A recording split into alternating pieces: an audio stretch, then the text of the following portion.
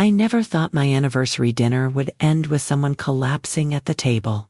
But here's the thing nobody tells you about getting older. People start assuming you won't notice things. That you're too slow, too confused, too convenient. They were wrong. It was supposed to be a celebration. 42 years of marriage, even though David had been gone for 3 now. My daughter Sarah insisted on the dinner. "Mom, you deserve this," she'd said. Booking Giovanni's, that upscale Italian place downtown, where you need a reservation 2 weeks out and they charge your card when you book. I should have been happy. The whole family there. Sarah, her husband Marcus, my grandson Tyler. White tablecloths, candlelight, the works. Marcus even wore a tie, which never happens. But something felt off the moment we sat down. Marcus smiled too much. Not the warm kind of smile you give at celebrations. The tight kind. The waiting kind. Like he was watching a timer only he could see. I caught him glancing at his watch twice before the appetizers arrived. Then at the bar, then back at me. When he offered to get me a drink, "Let me, Ellen, you stay seated." That smile stretched even wider. He came back with a Manhattan. My favorite. Exactly how I like it, cherry and all. Set it down right in front of me with a little nod, like he'd accomplished something. "To family," he said, raising his glass. Sarah beamed. Tyler scrolled his phone, and I watched Marcus watch my drink. That's when I saw it. Just a flicker. His eyes darting from my glass to his watch, his fingers drumming the table. That smile that wasn't quite reaching his eyes. She's old. She won't notice. I felt it in my gut. The same instinct that made me double-check the stove before bed, that made me keep receipts, that made me survive 68 years by paying attention when people thought I wasn't. So I did something I'd never done before. I waited until Sarah called Tyler over to show him something on her phone. Until Marcus leaned back to signal the waiter. Just a few seconds when nobody was looking. And I switched our drinks. His Manhattan. My Manhattan. Same glass, same cherry. Nobody saw. Marcus came back, picked up what he thought was his glass, and took a long sip. Then another. That smile finally relaxed. "To Mom," Sarah said, raising her glass. We all clinked. I brought mine to my lips, barely touched it. Watched. 5 minutes passed. Marcus loosened his tie. Said something about it being warm in here. Sarah laughed, said he always runs hot. Then his face changed. Not dramatically, just ... A tightness around his mouth. A blink that lasted too long. He set down his fork mid-bite. "You okay, babe?" Sarah touched his arm. "Yeah, just ... He cleared his throat. Reached for his water glass. Knocked it over. Water spread across the white tablecloth like a slow-motion accusation. Tyler looked up from his phone. Marcus stood up too fast. His chair scraped loud enough that people at other tables turned. "I need to," his words came out slurred. "Wrong." He tried to step away from the table and stumbled. That's when Sarah screamed.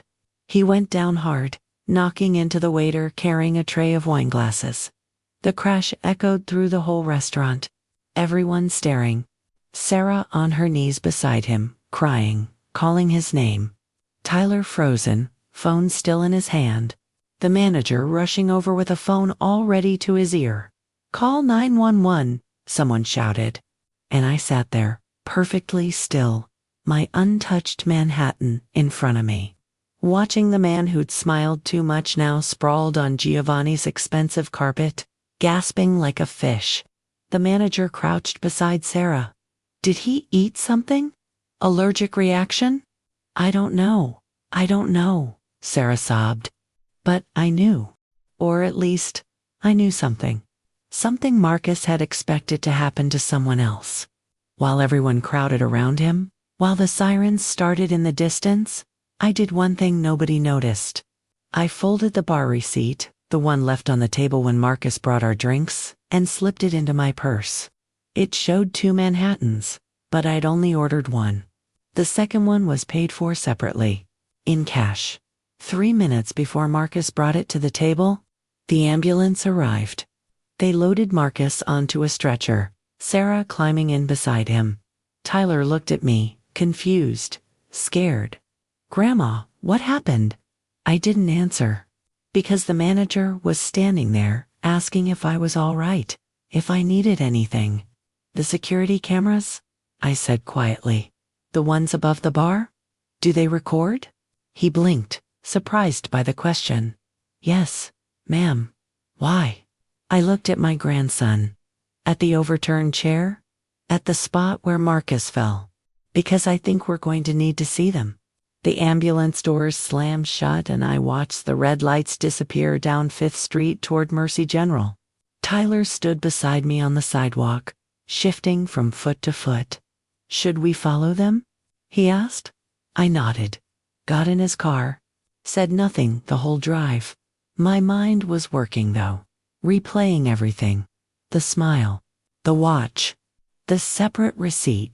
The way Marcus had positioned that glass so carefully in front of me, like placing a chess piece. She's old, she won't notice. But I had noticed, and now he was the one in the ambulance. The ER waiting room smelled like disinfectant and burnt coffee. Sarah met us at the entrance, mascara streaked down her face. She grabbed my arms. "Mom, what happened back there? Did you see anything?" I opened my mouth, but she was already turning to the nurse at the desk. "My husband, Marcus Chun, they just brought him in. I need to, ma'am. The doctor will come out shortly. Please have a seat." We sat. Sarah kept crying. Tyler kept checking his phone. And I kept thinking about that receipt in my purse. 20 minutes later, a doctor emerged. Young guy, tired eyes, clipboard in hand. "Mrs. Chun." Sarah jumped up. "Is he okay?" "He's stable. We're running some tests. Can you tell me what he consumed tonight?" "Just ... dinner. Wine? Nothing unusual." The doctor glanced at his notes. "His symptoms are consistent with sedative ingestion, possibly a benzodiazepine or similar substance. Does he take any medications?" Sarah's face went white. "No, nothing. He's healthy." Could he have accidentally taken something? Mixed up medications. He doesn't have medications to mix up. I watched this exchange from my plastic chair. Watched the doctor's eyebrows raise slightly. Watched him write something down. "We'll need to run a full toxicology panel," he said. "It might take a few hours." Sarah nodded, mute. The doctor started to leave, then turned back. "Oh, and ma'am, you mentioned this happened at a restaurant." He looked at Sarah. "We may need to contact them. If there was contamination in the food or drinks, ... It wasn't the food," Sarah said quickly. Too quickly. It couldn't be. We all ate the same thing. The doctor nodded slowly. Made another note. Left. That's when Sarah turned to me. "Mom?" Her voice dropped. Did you notice anything weird tonight?" The question hung there between us. I could have told her, right then, about the smile, the receipt, the switched glasses, about the instinct that had kept me alive this long by trusting what I saw instead of what people wanted me to believe.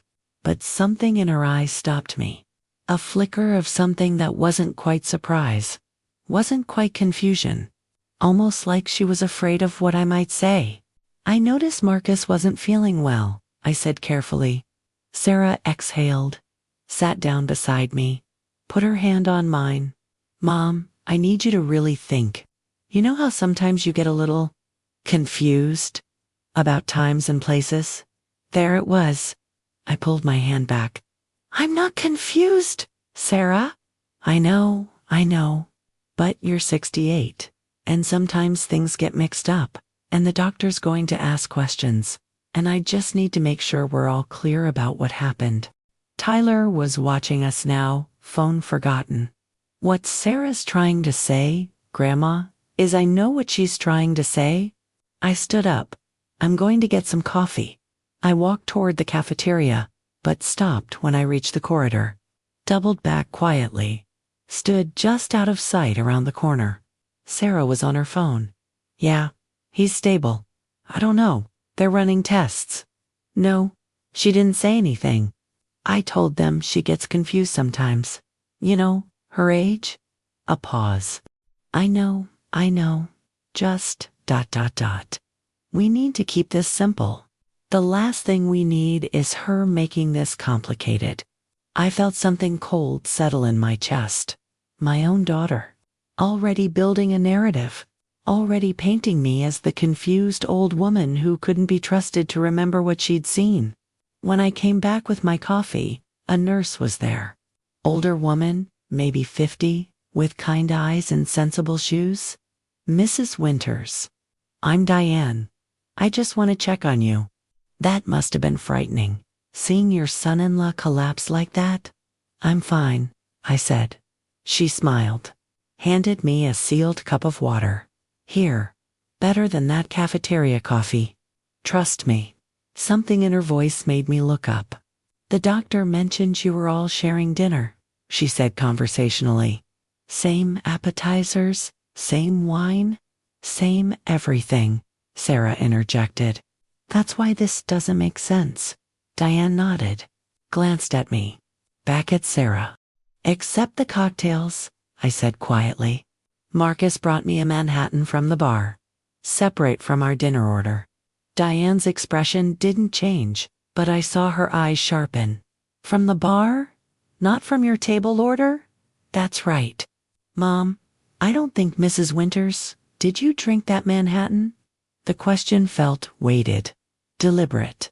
No, I said. I didn't. Diane wrote something on her clipboard. I see. And Mr. Chun? Did he have a cocktail as well? He had a Manhattan, too, I said, meeting her eyes. We both did. Sarah was staring at me now. Tyler, too. Diane nodded slowly. The reason I ask is that Mr. Chun's symptoms don't quite match a typical allergic reaction or food contamination. They're very specific to sedative ingestion. And if the substance was in a drink rather than the food, ... double quotes, she let that hang there. Are you saying someone drugged him? Sarah's voice pitched high. I'm saying the doctor will want an exact timeline of what was consumed and when. Diane looked at me again. Held my gaze just a second too long. Especially any drinks that were prepared separately from the main order. She left. Sarah rounded on me. Mom, why did you tell her that? You're making this sound like what? She stopped, pressed her lips together. Nothing. Never mind. You're probably just tired. It's late. Tyler, take your grandmother home. I'm not tired, I said. And I'm not leaving until we know what happened. But Sarah was already walking toward the ER doors. Already shutting me out. Tyler touched my elbow. Grandma, maybe we should wait in the car, I said. I'll be there in a minute. I went to the bathroom, locked myself in a stall, pulled out the receipt from my purse. 2 Manhattans. Same timestamp. 1 on the table's dinner bill. 1 paid separately in cash. Why would Marcus pay cash for a drink at a restaurant where everything else was on the card? Where Sarah had already prepaid the reservation fee. Unless he didn't want it on the same receipt. Didn't want anyone to see there were 2 drinks when there should have been 1. I heard the bathroom door open. Footsteps. Then Diane's voice, low and urgent. Mrs. Winters? Are you in here? I came out of the stall. She looked around, making sure we were alone. Then pulled something from her pocket. A small business card. This is off the record, she said quietly. But in 30 years of nursing, I've seen this twice before. Women your age, sudden confusion that family members are quick to explain away. Then a medical emergency. Then a lot of questions about competency. My hands went cold. What are you saying? I'm saying that if Mr. Chun ingested something he didn't intend to, and if that something was meant for someone else, ... She pressed the card into my palm. This is a patient advocate. Someone who helps when families get complicated. Especially for older adults. She squeezed my hand once. Left. I looked at the card. Linda Reeves, elder care advocate and legal support. My phone buzzed. Text from Sarah. They're releasing him. False alarm? Probably just exhausted. Coming to get you now? False alarm. Exhausted. After collapsing in a restaurant and showing symptoms of sedative ingestion, I slipped the card into my purse next to the receipt. Walked out of that hospital with my daughter chattering about how grateful she was, how scary it had been, how we should all just forget this ever happened. And I smiled, nodded, let her think I would. But in my purse, I had a receipt that didn't add up. A nurse's warning, and a name. The question wasn't whether something had happened tonight. The question was why my own daughter was so desperate for me to believe it hadn't. 3 days passed before I could bring myself to look through the papers. I told Sarah I was fine. Told her I didn't need her checking on me every 5 minutes. She'd been calling twice a day since the restaurant, always with that bright, careful voice people use when they think you might break. Just making sure you're okay, Mom. That was such a scary night. Scary, right? That's one word for it. I waited until Thursday afternoon when I knew she'd be at her Pilates class. Pulled out the old filing cabinet in my bedroom, the one David had organized before he died. Everything labeled in his neat handwriting. Insurance, taxes, medical, banking. I hadn't looked at these files in months. Sarah had been so helpful after David passed, offering to take some of the burden off, set up online access for me, showed me how to check my balance on my phone, said I didn't need to worry about the complicated stuff anymore. I pulled out the folder, started going through the statements, month by month. Everything looked normal at first. Social Security deposits, the pension from David's years at the school district, my small savings account, untouched. Then I found the joint account, the one Sarah had suggested we open just in case you need help with anything. Mom, just for emergencies. Marcus's name was on it too. I didn't remember adding Marcus. I flipped through the statements. Most of it was normal. A few transfers here and there. Grocery money I'd given Sarah. Help with Tyler's college textbooks. Then I saw it. A transfer from 3 weeks ago. $5,000. To an account I didn't recognize. My hand froze on the paper. I checked the date. September 14th. I'd been in the hospital that day. Routine colonoscopy. Knocked out for hours. There was a note in the margin, written in pen. Authorized transfer branch visit. 2:47 p.m. I called the bank. Waited through the automated system until I got a human. First National, this is Kevin. How can I help you? This is Ellen Winters.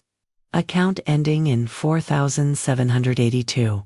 I'm looking at a transfer from September 14th and I didn't authorize it. Keyboard clicking. Let me pull that up. Okay, Mrs. Winters, I see the transaction. It shows it was processed at our Maple Street branch. In person. I wasn't at your Maple Street branch on September 14th. More clicking. A pause. According to our records, you were? The transaction was completed at 2:47 p.m. with proper identification. I was in the hospital having a medical procedure. Under anesthesia, the clicking stopped. Oh, well. Let me see. It says here you were accompanied by a family member who assisted with the transaction. My chest tightened. Who? I'm not at liberty to. Let me transfer you to our fraud department. Wait, the hold music kicked in. I sat there for 15 minutes, listening to a tinny version of Moon River, before someone picked up, Fraud Prevention. This is Amanda. I explained again. The transfer, the date, the impossibility. Mrs. Winters, I understand your concern. Let me look into this. Can you hold while I pull the documentation? Another 5 minutes of hold music. When she came back, Her voice had changed. Professional, careful. Mrs. Winters, I'm seeing some additional activity on your account that you should be aware of. There's a pending request to change the beneficiary designation on your savings account. Filed on September 20th. Does that sound familiar?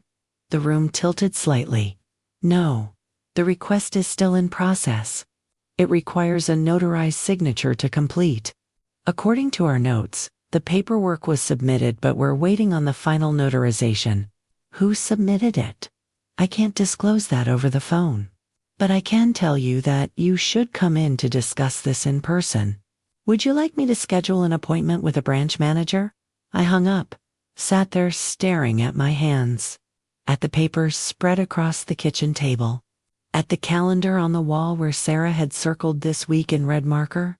Mom's birthday dinner, with a little smiley face. The dinner where Marcus had smiled too much, where he'd brought me a drink I never asked for, where he'd watched me with those waiting eyes. She's old, she won't notice. My phone rang. Sarah? I almost didn't answer, but old habits die hard. Hey, Mom. Just checking in. How are you feeling? Fine, I said. Good. Listen, Marcus and I were thinking we should sit down and go over some of your paperwork. You know, just to make sure everything's organized. Maybe this weekend? What paperwork? Oh, you know, banking stuff, insurance.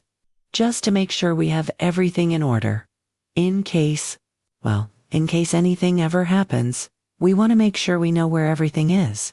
In case anything ever happens. Sarah, have you been to the bank recently? Silence. Just a beat too long? The bank? Yeah, I go to the bank. Why? The Maple Street branch. September 14th. Another pause. I could hear her breathing. Mom, I don't remember every time I go to the bank. Was there a problem? There was a transfer. $5,000. From my account? Oh, that. Yeah, that was for the roof repair. Remember, you said we could borrow it for the roof? The leak over the garage? I didn't remember that. But Sarah's voice was so certain, so smooth. You were having your procedure that day. So Marcus and I went to the bank for you. We didn't want to bother you with it when you were stressed about the colonoscopy. You went without me. Mom, you authorized it. You told me to handle it. Did I? I try to remember. Those days before the procedure were fuzzy. Anxiety about the test, the prep, the fear they'd find something wrong. But no. I would have remembered giving someone permission to take $5,000. And the beneficiary change, I said quietly. This silence was different. Longer. What beneficiary change? On my savings account, I don't. Mom, I don't know what you're talking about. Are you sure you're reading that right? Sometimes these bank documents can be confusing. There it was again. The gentle condescension. The assumption that I was confused, mistaken, reading things wrong. I'm reading it fine, Sarah. Okay, well, maybe we should look at it together. This weekend, I'll come over and we can go through everything. Make sure there's no mix-up. Make sure I understood correctly, she meant. Make sure I wasn't imagining things. That sounds good, I said. Great! Love you, Mom. She hung up before I could say it back. I sat there until the sun started setting, until the kitchen filled with shadows. Then I got up, gathered all the bank statements, and put them in my purse. The card from the nurse was still there. Linda Reeves, elder care advocate. I pulled it out, stared at it. 30 years of nursing, Diane had said. Women your age. Sudden confusion that family members are quick to explain away. Then a medical emergency. Then questions about competency. My phone buzzed. Text from Marcus. Hey Ellen, sorry again about the scare at dinner. Feeling much better. Looking forward to that paperwork review this weekend. Want to make sure everything's taken care of for you? Taken care of. That phrase again? I looked at the bank statements, at the transfer made while I was unconscious, at the beneficiary change I never requested, at the dinner where someone ended up sedated, just not the person they'd expected.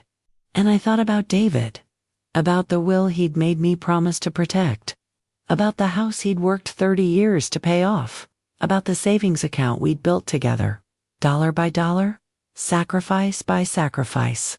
I picked up my phone, dialed the number on the card. Reeves Advocacy Services. My name is Ellen Winters, I said. A nurse at Mercy General gave me this number. She said, you help when families get complicated. I do. The voice was warm, professional. Tell me what's happening, Ellen. So I did. The transfer, the beneficiary change, the dinner, the switched drinks, the way my daughter kept calling me confused. When I finished, Linda Reeves was quiet for a moment. Ellen, do you have copies of these bank statements? Yes. And the receipt from the restaurant? Yes. Good. Don't let those out of your sight. Can you come to my office tomorrow morning? 9 a.m.? I can do that. One more thing.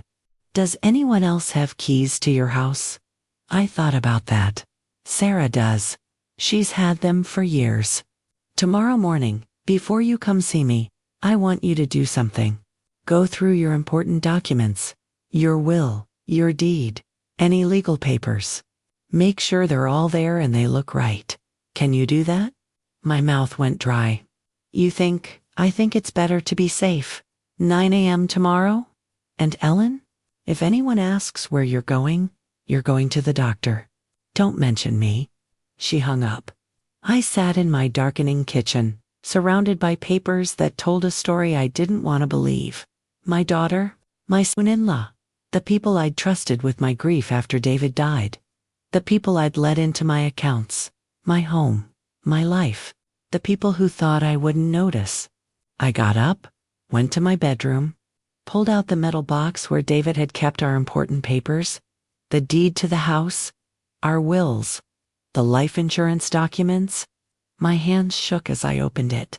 The deed was there, but there was a sticky note attached to it in Sarah's handwriting. Needs updating, beneficiary outdated. The life insurance policy had a paperclip on it. A form partially filled out. Change of beneficiary. My signature line was blank, but there was a date written at the top. Next week? And my will, David's and mine, made together 20 years ago, had sticky tabs marking sections. Little notes in the margins, in Marcus's handwriting. Revocable trust. POA. Medical directive. They'd been planning this. Not for weeks. 4 months. And that dinner, that perfect anniversary dinner with the too bright smile and the carefully placed drink, was supposed to be the night they stopped waiting. The night the confused old woman had a tragic accident. The night nobody would question. The night that would make everything else so much easier. I closed the box, locked it, put it in my purse with the bank statements and the receipt. Tomorrow I'd go see Linda Reeves. Tonight, I'd sleep with my bedroom door locked and a chair wedged under the handle. Because the scariest thing about getting older isn't losing your memory. It's realizing that everyone's been counting on you to lose it. The Maple Street branch looked like every other suburban bank. Beige walls, motivational posters, stale mints by the teller windows. The manager's name was Derek Patterson. Mid-40s, receding hairline, a smile designed for people he thought were easy to handle. He spoke slowly, like I might not understand regular English. Mrs. Winters, I understand you have questions about your account. About a transfer I didn't authorize. Let me pull that up. He typed, peering at his screen. September 14th. Processed with proper identification, I was unconscious in a hospital. His fingers paused. I'm sorry. Colonoscopy. Under anesthesia. I wasn't here. Derek's smile flickered. Your daughter Sarah was present to facilitate. Show me the signature. He shifted. Mrs. Winters, when family helps with financial matters, especially for clients in your age range, I want to see it. His smile thinned. That's internal documentation. But your daughter mentioned you've been having memory issues. When did she mention that? During the transaction? She said you get overwhelmed by financial details. There it was. The narrative, already planted. What else? He clicked his computer. Difficulties since your husband passed? Mix-up dates? That she and her husband were helping keep things organized. Ice settled in my stomach. And you let her take $5,000? With proper identification? Yes. We have protocols for elderly clients. What about the beneficiary change? His jaw tightened. Pending notarization. Who requested it? I can't disclose. I pulled out the statement. Placed it on his desk. This happened at 2:47 p.m. My procedure started at 1:30. I woke up after 4. So either someone forged my signature, or your bank processed unauthorized transactions. He stared at the paper. I'll review the file. Freeze any pending changes. Nothing without my physical presence and notarized signature. Perhaps we should discuss power of attorney. No. We stared at each other. Finally, he nodded. I'll put a hold. But discuss this with your family. These misunderstandings damage relationships. I stewed. They already did. My phone rang in the parking lot. Sarah. Voicemail. Mom, the bank called. You were upset about the roof money. We're trying to help. I'm worried about you. Translation. You're the problem. Text from Marcus. We need to talk. This is getting out of hand. I headed to Linda Reeves's office on 4th Street. But first, one call. Giovanni's, how may I help you? Ellen Winters. I was there Saturday when someone collapsed. Do you have security footage? Transfer. Then, Mrs. Winters. Paul, the manager. Is everything all right? I need footage from our table. From the bar. Silence. May I ask why? Someone drugged a drink. I need to know who. That's serious. Have you filed a report? Not yet. Then I can't release footage without the hospital has toxicology results. It happened in your restaurant. Show me the footage, or I call a lawyer. Breathing, thinking, 24 hours. I'll talk to legal. I hung up, hands shaking. This was real. Grabbed my purse. Headed for Linda's door. Time to find out if anyone else could see what I was seeing. Or if I was already exactly what they wanted me to be. Linda Reeves's office smelled like coffee and old books. Small space, but organized. Diplomas on the wall. A photo of 2 golden retrievers. She was younger than I expected. Maybe 50. Sharp eyes, no nonsense, handshake. Ellen, sit. Tell me everything. So I did. The dinner, the switched drinks, the hospital, the bank. Derek Patterson's careful words about my age range and memory issues. Linda took notes. Didn't interrupt once. When I finished, she sat back. Do you have the receipt? I pulled it from my purse. She studied it. 2 men hands. Different transactions. One paid cash. She looked up. That's deliberate separation. Someone didn't want these drinks on the same bill. That's what I thought. And the bank statements? I handed those over too. She went through them slowly, marking things with a yellow highlighter. This transfer while you were sedated? That's financial exploitation. Textbook. She tapped the beneficiary change request. And this is them setting up for more. They're not done, Ellen. My throat tightened. What do I do? First, we document everything. Second, we get ahead of their narrative. She leaned forward. They're painting you as confused, forgetful, incompetent. We need to prove you're none of those things. How? Cognitive assessment. Doctor's evaluation. On record, dated, official. Shows you're of sound mind and capable of managing your affairs. They'll say, I'm being paranoid. Let them. Facts beat feelings in court. She wrote something down. I'm also recommending you speak with an attorney. Estate law, elder abuse. Someone who can review your will, your deed, any documents they might have touched. Court, attorney. The words felt heavy. Linda, they're my family. I know. Her voice softened. And that's what makes this so hard. But Ellen, you switched those drinks for a reason. Your instincts were right. Trust them now. My phone buzzed. Text from Sarah. Mom, please call me. Marcus is really upset. We need to talk about what happened at the bank. Linda glanced at the screen. Don't respond yet. Not until we have a plan. She's my daughter. She's also someone who authorized a $5,000 transfer while you were unconscious. Someone who told the bank you have memory problems you don't have. Linda's eyes held mine. I've seen this before. Adult children who convince themselves they're helping, that mom's too old to handle things, that it's easier if they just take over.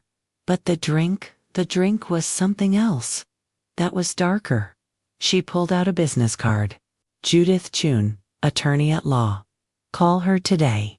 Tell her I sent you. She specializes in elder financial abuse. I took the card, stared at it. What if I'm wrong? What if Sarah really was trying to help? Then the cognitive assessment proves you're competent. The attorney reviews your documents and finds everything in order, and you have peace of mind. Linda paused. But if you're right, and you do nothing, what happens next? I thought about Marcus's smile, the watch, the waiting. When's the earliest you can see a doctor? Linda picked up her phone. Let me call someone. Dr. Morrison. She does competency evaluations. Good woman. Thorough? 10 minutes later, I had an appointment for tomorrow morning. She'll do a full cognitive screening. Memory, reasoning, decision-making capacity. Takes about 2 hours. Results are immediate and documented. Linda handed me a folder. In the meantime, I want you to write down everything. Timeline, conversations, who said what, dates, times, details. Your memory is your strongest weapon right now. I nodded, took the folder. One more thing. Linda's expression turned serious. Do they have keys to your house? Sarah does. Change the locks.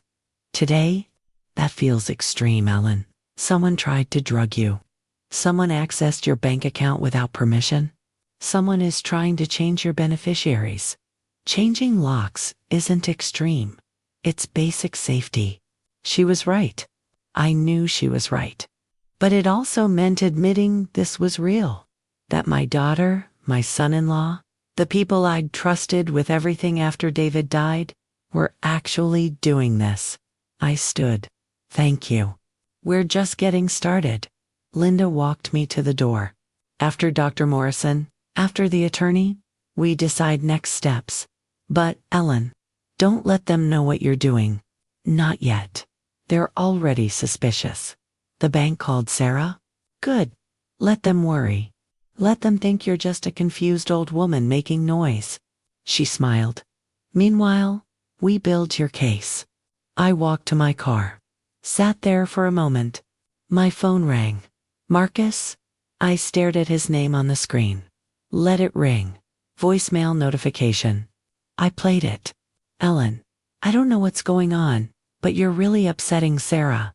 The bank called her, said you were making accusations. We're trying to help you. We love you. But if you keep acting like this, people are going to think. He paused. They're going to think you need help you're not getting. Please, let's talk. Come over for dinner tonight. We'll sort this out. Come over for dinner. Like the last one went so well, I deleted the voicemail. Called the number Linda had given me for a locksmith. How soon can you come? Got an opening at 4 today. I'll take it. Next, I called Judith Chun's office. This is Ellen Winters. Linda Reeves referred me. I need to speak with Ms. Chun about estate law and financial abuse. Let me check her schedule. Typing sounds. She has an opening Thursday at 2. I'll be there. 2 appointments, 2 steps forward. But sitting in that parking lot, staring at my phone full of messages from Sarah and Marcus, I felt something I hadn't felt in 3 years. Not since David died and left me alone in that big house with too many rooms and too much silence. I felt afraid. Not of being alone. Not of getting older. Not even of dying. I was afraid that when this was over, when all the documents were reviewed and all the questions were answered, I'd have proof of something I desperately didn't want to be true. That the people I loved most had seen my age as an opportunity, and my trust as a weakness. I started the car, headed home. 4 o'clock, the locksmith would come. Tomorrow, Dr. Morrison would test my mind. Thursday, an attorney would review my life. And somewhere in between, I'd have to decide, was I strong enough to see this through? Or would I do what they expected? Stay quiet. Stay confused. Stay convenient. My phone buzzed one more time. Sarah. Mom, you're scaring me. Please come home. We need to talk. I typed back, I am home. Pressed send. Then turned off my phone. The HOA meeting was the last place I wanted to be. But the notice had come certified mail 3 days ago, and missing it would have meant a fine. So there I sat, Thursday evening, in the community center with 40 other residents talking about landscaping budgets and parking violations. I'd gone to Dr. Morrison that morning. 2 hours of tests, memory games, problem solving, pattern recognition. She'd smiled at the end, said my cognitive function was excellent for any age, let alone 68. The report was in my purse. Proof, dated and official. The attorney appointment was tomorrow. I had the locksmith receipt, the bank statements, the restaurant receipt, all organized in a folder. I was building my case, piece by piece. But I wasn't ready for Marcus to walk into that meeting. He came in late, scanning the room, found me in the 3rd row, smiled and sat down right beside me. Ellen, didn't know you'd be here. I live here. Of course. Of course you do. He glanced around, making sure people could hear. How are you feeling? Sarah's been so worried. I'm fine. The HOA president, Walter Kim, called the meeting to order. Budget review, landscaping proposal, fence repairs. Then he got to new business. We have a concern raised by one of our residents regarding Unit 412. He looked at his notes. Financial irregularities that may affect the community. My stomach dropped. Walter continued. Marcus Junn has brought to our attention that his mother-in-law, Ellen Winters, may be experiencing difficulties managing her property expenses. There's been a notice regarding late mortgage payments. Excuse me. I stood up. What? Notice? Marcus touched my arm. Ellen, sit down. Let Walter explain. No. What mortgage notice? Walter looked uncomfortable. According to the notice sent to your residence, there's been a 60-day delinquency on your mortgage payment. The HOA has a duty to monitor financial stability of residents to protect property values. I don't have a mortgage. My house is paid off. Silence. People turning to look at me. Marcus's voice, gentle and concerned. Ellen, remember? You refinanced last year? To help with expenses? We talked about this. I did not refinance, Mom. He never called me Mom. You signed the papers. I helped you. You were confused about the terms, so Sarah and I walked you through it. My hands were shaking. I never signed refinance papers. Walter cleared his throat. Mrs. Winters, we have documentation here. A notice from First National Bank regarding your property at 412 Maple Court. It shows a loan originated in March of this year with payment irregularities beginning in August. March. When I was recovering from pneumonia. When Sarah had stayed with me for 2 weeks, helping out. That's impossible. Marcus stood, addressed the room like he was doing them a favor. I apologize for this. My mother-in-law has been struggling since her husband passed. We've been trying to help manage things, but she sometimes gets confused about what she's agreed to. It's been hard for the whole family. Sympathetic nods. Pitying looks. We're working with her doctor to make sure she gets the support she needs. In the meantime, Sarah and I are handling the mortgage payments to make sure the HOA doesn't have to worry about foreclosure affecting property values. Foreclosure?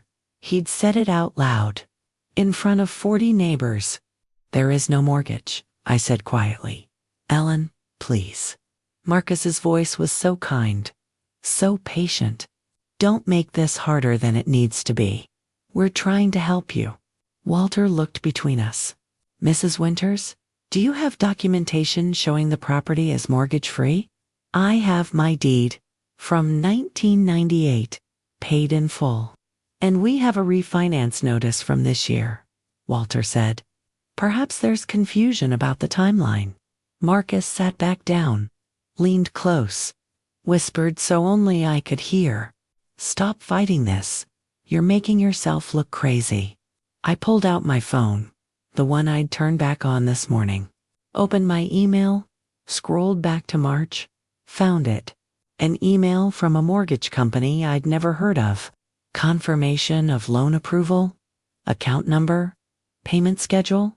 The email address it was sent to wasn't quite mine.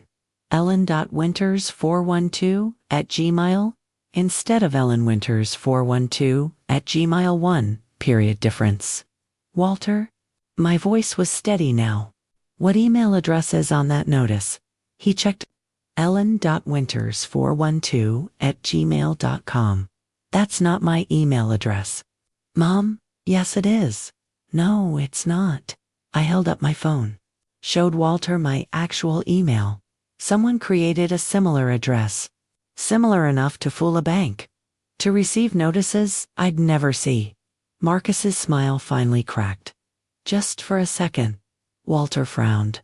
Mr. Chun, can you explain this discrepancy?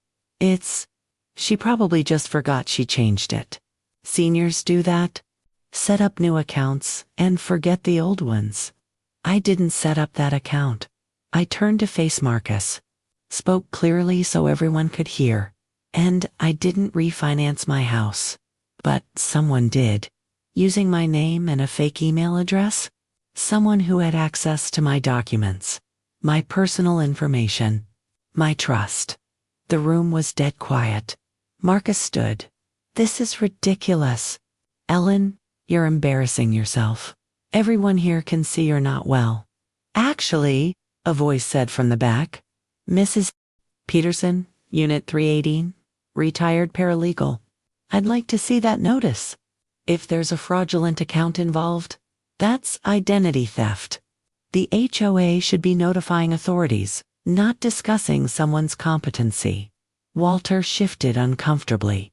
Well, I suppose I'm requesting the HOA table this discussion, Mrs. Peterson continued, and that Mrs. Winters be given time to verify the legitimacy of this alleged mortgage with proper legal counsel. That's not necessary, Marcus said quickly. We can handle this privately. I think it is necessary, another voice said.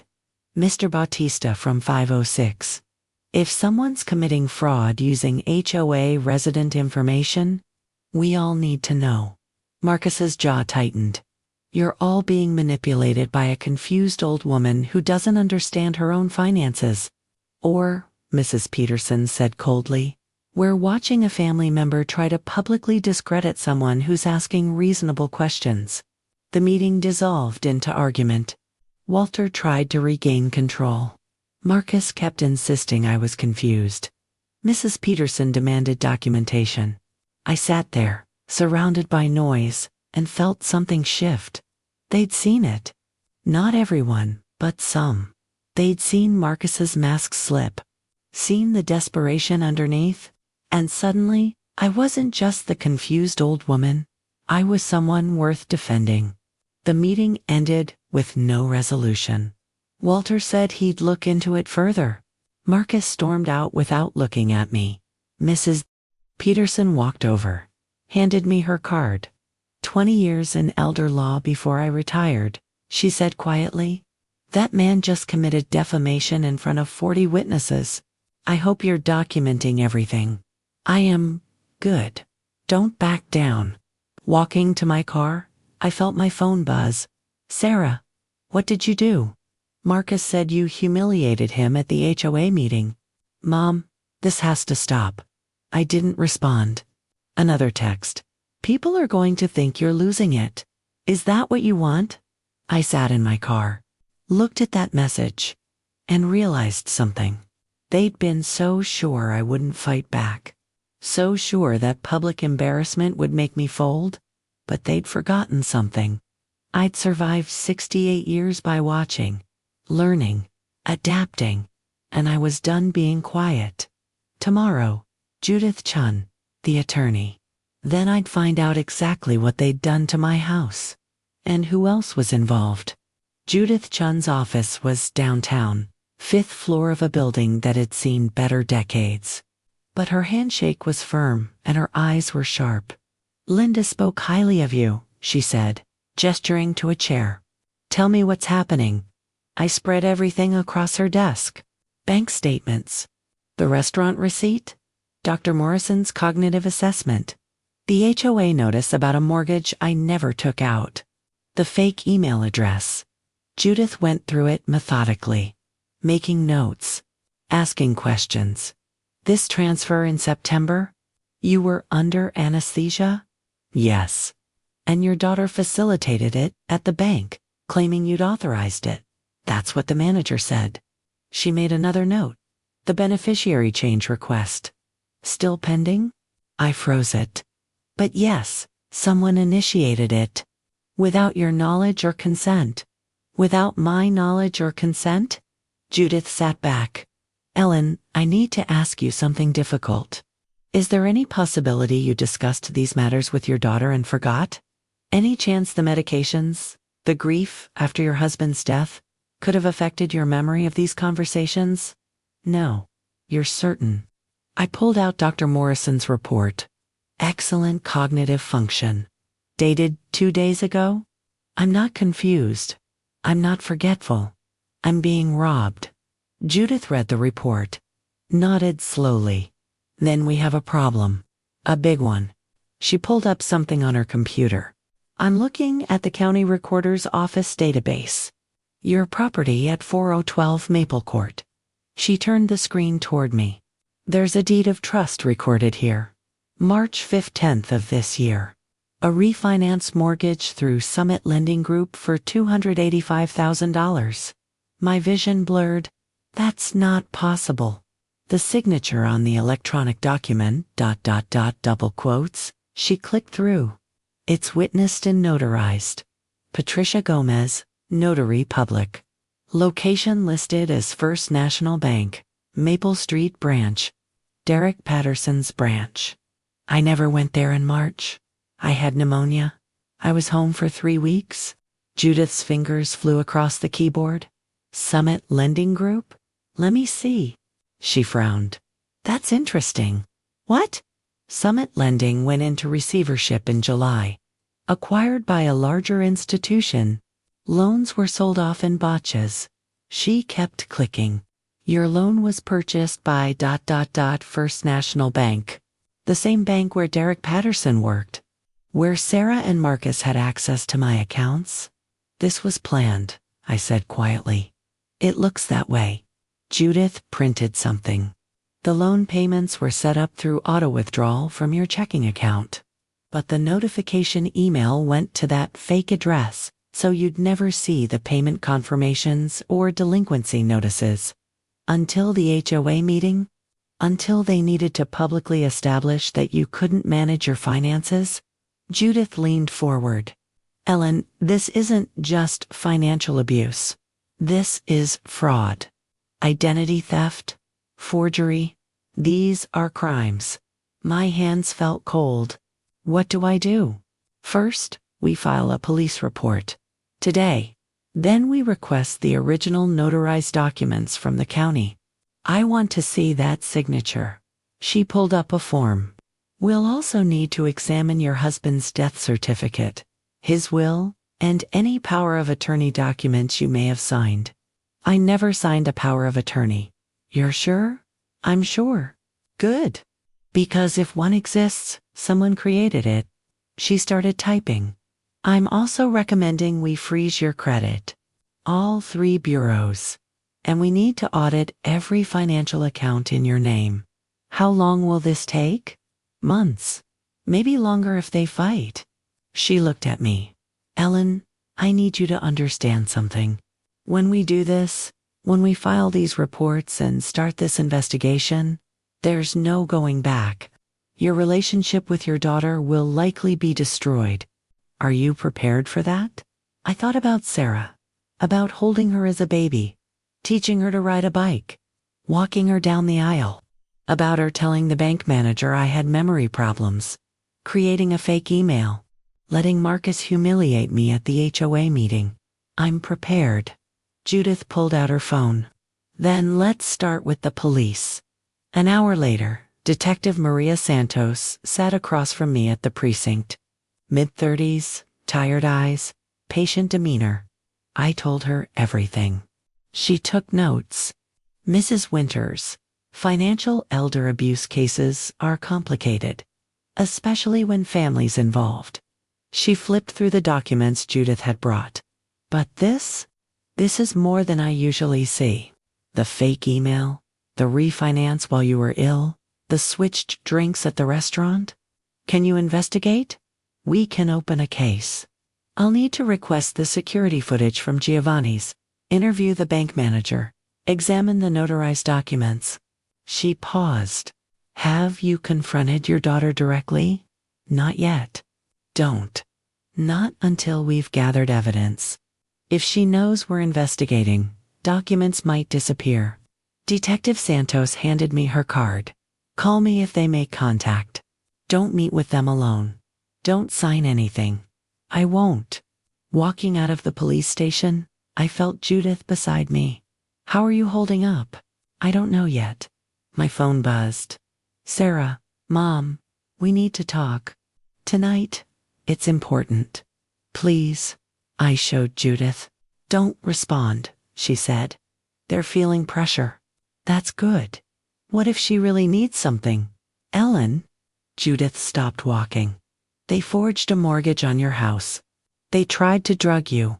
They're systematically destroying your financial autonomy. Whatever Sarah needs, it's not your problem anymore. She was right. I knew she was right. But it still hurt. That night, I sat in my living room with the new locks and the folder full of evidence and my phone buzzing with increasingly desperate messages. Sarah, Mom, please. I know you're angry, but we can fix this. Marcus, Ellen, you're making a huge mistake. Think about Tyler. Think about family. Sarah again. The police called the bank. What did you tell them? Mom, please. You don't understand what you're doing. I turned off my phone. Sat in the silence of my paid-off house that someone had stolen out from under me, and waited, because tomorrow, Judith would get the notarized documents. Tomorrow, Detective Santos would request the restaurant footage. Tomorrow, the truth would start coming out. And whatever happened after that, at least I'd know. At least I'd have fought back. At least I wouldn't be the convenient old woman who didn't notice. I'd be the one who kept the receipts. The call came 3 days later. Detective Santos, Mrs. Winters, can you come to the station? We have the footage from Giovanni's. I drove there with Judith. Walked into a small conference room with a TV screen and 2 bright lights. Detective Santos pressed play. Black and white footage. Timestamp, 7:43 p.m. The night of my anniversary dinner. There was our table. Sarah, Marcus, Tyler, me. The angles showed the bar area perfectly. Marcus stood, walked toward the bar, waited while the bartender made drinks. Then something happened. Fast. Easy to miss if you weren't looking for it. Marcus reached into his jacket pocket, pulled out something small. His hand hovered over one of the drinks for just a second. Detective Santos paused it. There. See that motion? What is he doing? Judith asked. Watch. She played it forward. Marcus picked up both drinks, walked back to the table, set one in front of me, the other by his seat. He put something in the drink, I said quietly. We believe so. We've enhanced this section. She pulled up another file. Watch his right hand. The footage played in slow motion. Marcus's fingers. Something white between them. A quick tilt over the glass. Then his hand going back to his pocket. We've requested toxicology from the hospital, Detective Santos said. The substance found in Marcus's system was zolpidem Ambien. A sedative hypnotic. He drugged himself. Judith frowned. No, I said. He drugged the drink he meant for me. Then I switched them. Detective Santos nodded. That's our theory. Mrs. Winters, do you know if Marcus has a prescription for Ambien? I don't know. We're checking. But even if he does, administering it to someone without their knowledge is a crime. She pulled out more documents. We also received the notarized mortgage documents from the county recorder. She laid them on the table. My signature, or something that looked like it. This was notarized by Patricia Gomez on March 15th. She's a notary who works at the Maple Street branch of First National. I wasn't there, I said. We know. We checked the hospital records. You were admitted with pneumonia on March 12th, discharged on March 18th. Detective Santos pointed to the signature line. Someone signed this. Someone who had access to examples of your signature. Judith examined it closely. It's good. But look at the capital W in Winters. The loop is wrong. Ellen's real signature has a tighter loop. Detective Santos nodded. We brought in a forensic document examiner. Preliminary findings suggest simulation. Someone copied your signature but couldn't replicate the natural pen pressure and flow. Can you prove who did it? I asked. We're working on it. But here's what we do have. She pulled out bank records. The $5,000 transfer on September 14th. Security footage from the bank shows Sarah Chun at the teller window at 2:47 p.m. She presented identification and a withdrawal slip with your signature. While I was under anesthesia. Correct? The bank has internal emails showing Derek Seckway. Patterson approved the transaction after a conversation with Sarah about your memory issues. Detective Santos looked at me.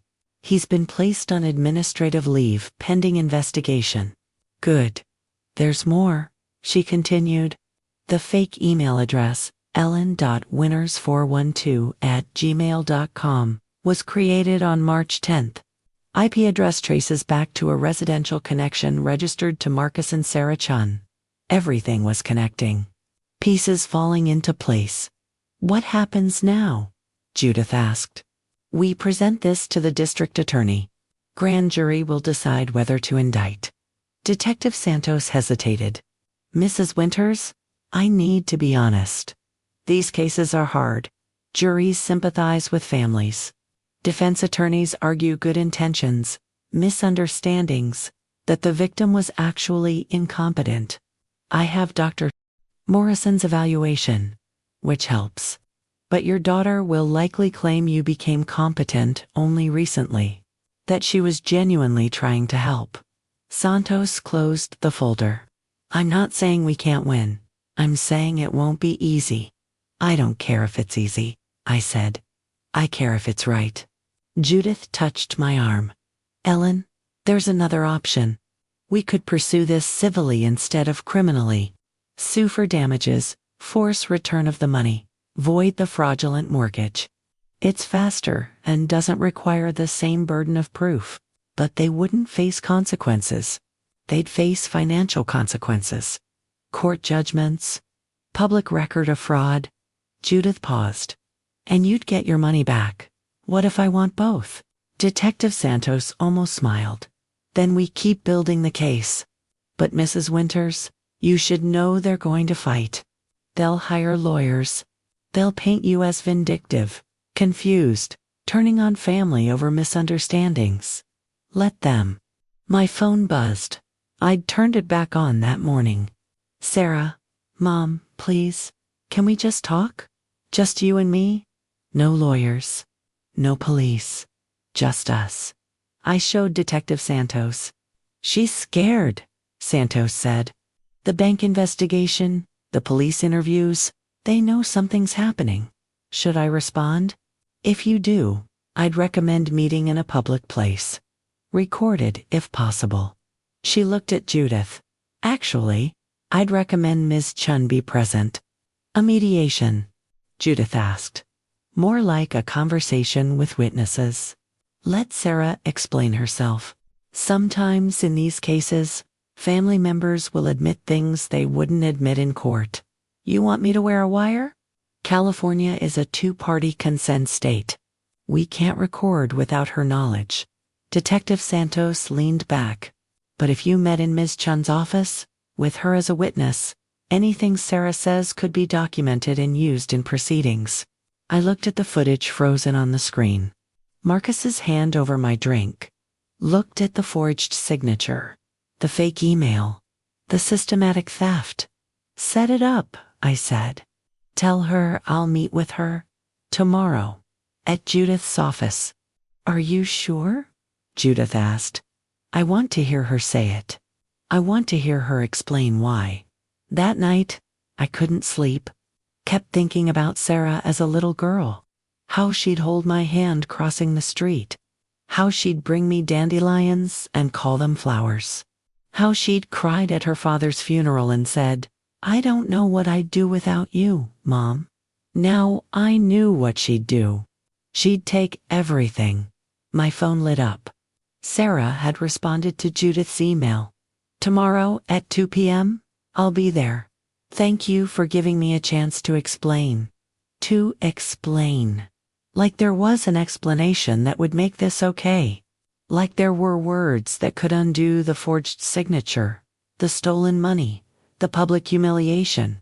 I lay in the dark and wondered if I was strong enough for tomorrow. Strong enough to sit across from my daughter and hear whatever justification she'd crafted. Strong enough not to forgive her just because she was mine. Strong enough to choose myself. The question that kept me awake wasn't whether she'd done it.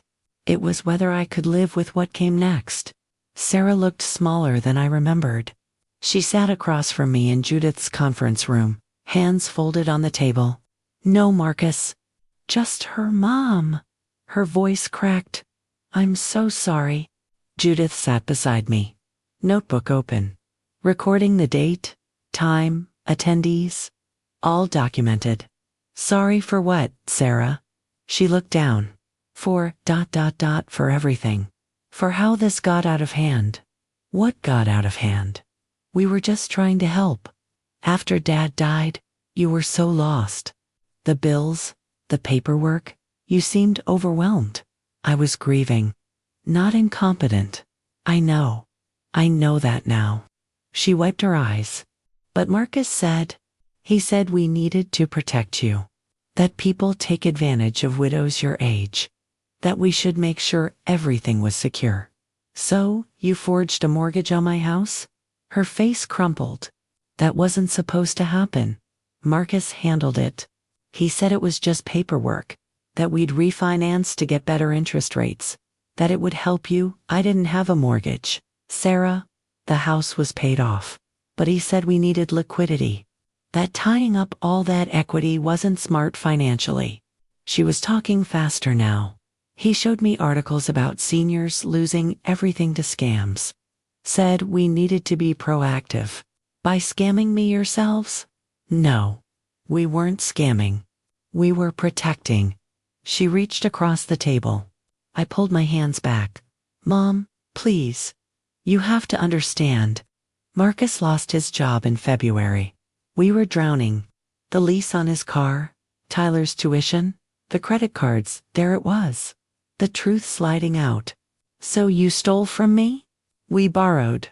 We were going to pay it back. Her voice broke. That $5,000 was for Tyler's books. The mortgage money was supposed to cover expenses until Marcus found work. It wasn't stealing. It was family helping family. Family asks, Judith said quietly. Family doesn't forge signatures. Sarah turned to her. You don't understand. Mom wouldn't have said yes. She's too ... She holds on too tight. Dad left her everything, and she just sits on it while we're struggling. It was my money to sit on, I said. But don't you see? You weren't using it. You live in that big house alone. You don't travel. You don't spend anything. All that equity just sitting there while your own daughter can't make ends meet. The entitlement in her voice. Like my savings were hers by right. What about the drink? I asked. At the restaurant, Sarah went pale. I didn't know. I swear to God. Mom, I didn't know Marcus was going to what? He just said ... She pressed her hands to her face. He said if you had a medical episode, if you seemed confused or impaired, it would be easier to establish guardianship, that we could manage your affairs properly without you fighting us. The room went silent. Guardianship, I repeated. Just temporary. Just until things stabilized. Marcus said it was common for families to do this. That it was the responsible thing when someone's aging and making bad financial decisions. I wasn't making bad decisions. I was saying no to you. Because you weren't thinking clearly. Mom, you're 68. You don't understand modern finance. You don't understand what it takes to survive now. I understand theft. Sarah's face hardened. That's not fair. We're your family. Everything we have came from you and Dad anyway. His pension, his life insurance, all of it went to you. Don't we deserve some of that? Don't your grandchildren deserve security? Not by drugging me? That was Marcus. Her voice turned sharp. I told him it was too much. I told him just to wait, that you'd come around eventually. But he was desperate. The credit cards were maxed. We were 3 months behind on the mortgage. Your mortgage, not mine. Mom, please. Here's now, real or performed. I couldn't tell anymore. I know we did this wrong. I know we should have talked to you. But we can fix it. We'll pay everything back. We'll reverse the refinance. We'll make it right. Just ... Don't press charges. Please. Think about Tyler. Think about what a criminal record would do to our family. You thought about that before you forged my signature? We weren't thinking. She slammed her hand on the table. We were panicking. We were drowning. And you had everything and wouldn't help. You never asked. Because you would have said no. You always say no. Save it for emergencies. Don't spend frivolously. You sound just like Dad, sitting on that money like it means something when all it does is collect interest while your own family suffers. There it was, the real anger, the resentment she'd been carrying. I'm sorry you were struggling, I said quietly. I'm sorry Marcus lost his job. But Sarah, you stole from me. You let him drug me. You told everyone I was incompetent. You tried to take my house. To save it? To keep you from losing it when you couldn't manage anymore. I was managing fine. Your old mom. She said it flat. Matter of fact, in a few years, you won't be. You'll need help. Real help. And when that happens, who's going to be there? Us? Your family? Don't we deserve compensation for that future burden? Future burden. That's what I was to her now. Judith cleared her throat. Ms. Chun, are you saying you committed fraud as advance payment for potential future caregiving? Sarah blinked. Realizing what she'd said, I'm saying family takes care of family. That's all. By forging documents and administering sedatives. We made mistakes. But our intentions, your intentions, don't matter, I said. The law doesn't care about intentions. Sarah's expression changed. Calculating now. If you press charges, I'll fight. I'll bring doctors who'll testify about age-related cognitive decline. I'll show the court how you've been paranoid, aggressive, turning on your own family. I'll make them see you the way everyone at that HOA meeting saw you: confused, difficult, unable to accept help. Except I have Dr. Morrison's evaluation. From after all this started, I'll argue you deteriorated before, improved recently, that we acted in good faith during your decline. She'd thought this through, had her strategy ready. You'd do that? I asked. Put me through that. To protect my family? Yes. She stood. I love you, Mom. But if you force me to choose between you and Tyler's future, between you and keeping our house, I'll choose them. Every time. She walked to the door, turned back. Drop this. Please. We'll stay away. We'll pay you back over time. We'll fix the mortgage mess. But if you go through with charges, I'll make sure everyone knows you're a bitter old woman who turned on her family when they needed her most. The door closed behind her.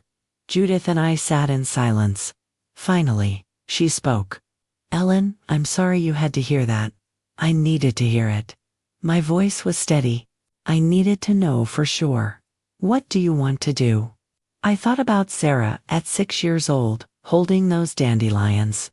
About her at 16, fighting with David, about curfew. About her at 35, sobbing at his funeral.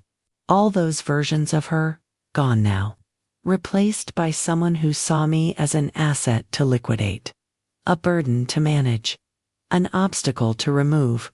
File everything, I said. Criminal and civil. I want it all on record. She'll fight. Let her. I stood up. Walked to the window. Looked out at the parking lot where Sarah was probably sitting in her lease car, calling Marcus, planning their next move. Judith, when this is over, when the courts decide and the judgments are entered and the money is returned, will she ever speak to me again? Probably not. I nodded. Then at least I'll know the price of telling the truth. My phone buzzed. Text from an unknown number. This is Mrs. Peterson from your HOA. Heard what happened at the meeting. If you need a character witness for anything, I'm available. Some of us see what's happening. You're not alone. I showed Judith. She smiled. See, you're not. Walking to my car, I felt something I hadn't felt in months. Not happiness, not relief, but clarity. I'd chosen. Not revenge, not punishment. Just boundaries. Just truth. Just the simple, radical act of refusing to disappear. Tomorrow, Detective Santos would file charges. Tomorrow, Judith would start the civil proceedings.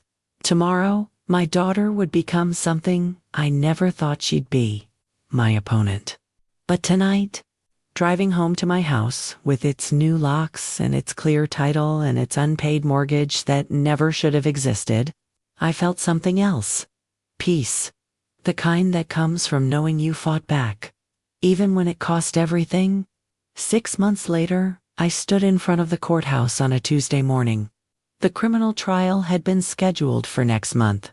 The civil case was still grinding through depositions and discovery. But today was different. Today, the bank had sent final confirmation. The fraudulent mortgage was voided. The title was clear. My accounts were restored and frozen with new protections. Derek Patterson had been terminated and faced his own charges for facilitating financial exploitation. Judith stood beside me, holding a folder with all the official documents. It's done, she said. Your house is yours again. Officially and completely. I took the papers, stared at them. 6 months of police interviews, court filings, document reviews. 6 months of Sarah's lawyer trying to paint me as vindictive and confused. 6 months of Marcus avoiding arrest, hiding behind his attorney, claiming he'd acted on Sarah's instructions. They'd turned on each other, just like Judith said they would. The DA called this morning. Judith continued. They're offering a plea deal. Sarah would plead to 1 count of identity theft, avoid jail time, pay full restitution plus penalties, 3 years probation. And Marcus? 2 counts. He administered the sedative. He created the fake email. They're recommending 18 months with possibility of early release. I watched people walking past the courthouse. Regular people with regular problems. What do you think I should do? That's not my decision, Ellen. But I can tell you what will happen either way. Judith sat on the courthouse steps. I sat beside her. If you accept the plea, it ends faster. You get your money back. They have criminal records. It's over. If you push for trial, it could take another year. More publicity, more pain, and juries are unpredictable. Will she apologize? As part of the plea? No. Her lawyer won't allow it. Admission of guilt complicates the civil case. So no apology. No acknowledgement. Just legal consequences and money returned. Have you heard from her at all? Judith asked gently. Tyler called last week. I smiled sadly. He's 22 now. Old enough to see what happened. He said he's sorry. That he didn't know what they were planning. Do you believe him? I do. He's a good kid. Just caught between his parents and his grandmother. Did he ask you to drop the charges? No. He asked if I was okay. I looked at the courthouse building. That's more than his mother ever did. My phone buzzed. Detective Santos. Defendants accepted plea deal. Sentencing in 3 weeks. Restitution hearing next month. You did it. I showed Judith. How do you feel? She asked. Tired. I stood up. But certain. For the first time in a long time, I'm certain. 3 weeks later, I sat in the back of the courtroom during sentencing. Sarah wore a navy suit, hair pulled back. No tears. She looked straight ahead while the judge read the terms. 3 years probation. Full restitution of $290,000, including penalties and interest. 200 hours community service. Completion of a financial ethics course. Marcus got 18 months at a minimum security facility. Eligible for early release in 9 with good behavior. Neither of them looked at me. When it was over, I walked out into the September sunshine. Mrs. Peterson was waiting on the courthouse steps. Wanted to make sure you were okay, she said. I am. Good. The HOA voted yesterday. Walter Kim was removed as president. I'm taking over. She smiled. First order of business. Implementing verification procedures for any financial claims about residents. What happened to you won't happen to anyone else. We walked together to the parking lot. You know what the hardest part is? I said. Not losing Sarah. I lost her the moment she chose Marcus's plan over asking me for help. The hardest part is wondering when it started. When did she start seeing me as a resource instead of her mother? Mrs. Peterson squeezed my hand. You may never know. But Ellen, you taught her something important. You taught her there are consequences. That you can't steal from people just because they're older and you think they won't fight back. That evening, I went to Giovanni's. Same restaurant. Same table, though I'd requested it specifically. Paul, the manager, came over personally. Mrs. Winters, it's good to see you. Thank you for releasing that footage. It was the right thing to do. He hesitated. Your dinner tonight is on the house. That's not necessary. Please, let us. He smiled. What can I get you? A Manhattan? Just one. He brought it himself, set it down with a small nod. I sat there alone, at the table where 6 months ago someone had tried to drug me, where I'd trusted my instincts and switched to glasses, where everything had started to unravel. I raised my glass to the empty chairs. To David, who'd taught me to keep receipts and trust my gut. To my daughter, who'd taught me that love isn't enough without respect. To myself, who'd learned that growing older doesn't mean growing invisible. I drank slowly, savored it. My phone buzzed. Tyler, Grandma, I know you probably don't want to hear from us, but I wanted you to know I start grad school next month. Berkeley. Engineering. I'm paying my own way with loans and a fellowship. Wanted to do it myself? I think you'd understand why. I typed back. I'm proud of you. Let me know if you need anything. 3 dots appeared. Disappeared. Then, can I visit sometime? Just us? Anytime. You know where I live? In the house that's actually yours? In the house that's actually mine. A smiley emoji. Then, love you, Grandma. Love you too. I put my phone away. Looked around the restaurant. Couples on dates. Families celebrating. Regular people living regular lives. I was one of them again. Not a victim. Not a confused old woman. Not someone's future burden.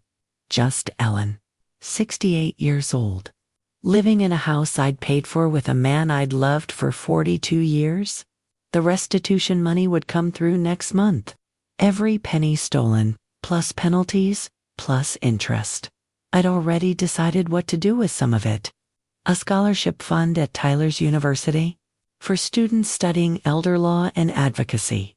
In David's name, because this wasn't about revenge. It never had been. It was about making sure the next woman who noticed something wrong, who felt that instinct kick in, who saw through the smile that wasn't quite right, that woman would know she wasn't crazy, would know she wasn't alone, would know that being old doesn't mean being convenient. I finished my Manhattan, left a generous tip, walked out into the parking lot. My car, my keys, my house waiting. The evening air was cool, fall coming on, the streetlights flickering to life. I drove home slowly, windows down, breathing in the September night. And when I pulled into my driveway, when I unlocked my door with my key, when I stepped into my house with its clear title and its paid-off mortgage and its silence that belonged only to me, I smiled. Not because I'd won, but because I'd fought. And sometimes, for women my age, in a world that expects us to fade quietly, that's the same thing. Tell me in the comments where you're watching from. And if you've ever had to choose between keeping the peace and keeping your dignity, I'd really like to know how you handled it.